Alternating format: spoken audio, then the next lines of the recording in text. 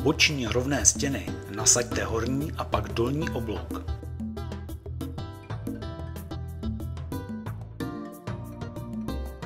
Z boku je sešroubujte se sloupky.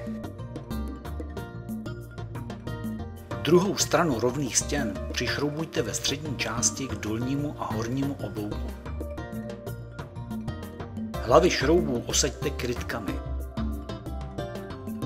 Na rovné stěny nasaďte svislá těsnění. Na sestavený rám dejte ustavovací profily.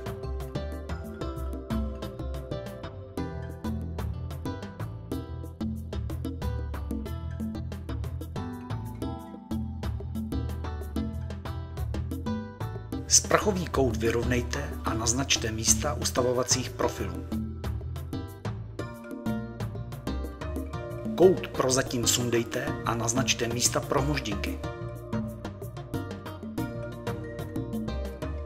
Přišroubujte ustavovací profily. Štěrbinu v ustavovacích profilech zatmelte proti zatékání vody za vaničku.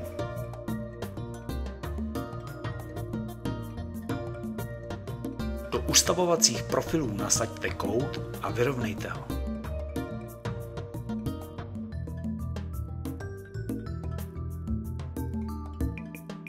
Sešroubujte kout s ustavovacími profily. Na dveře namontujte dolní čep a vložte ho s dveřmi do ložiska v dolním oblouku.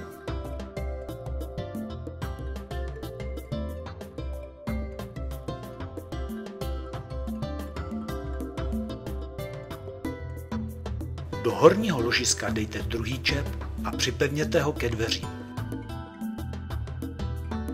Dolní hranu dveří osaďte těsněním s okapničkou. Dveřní madla můžete nasměrovat podle potřeby.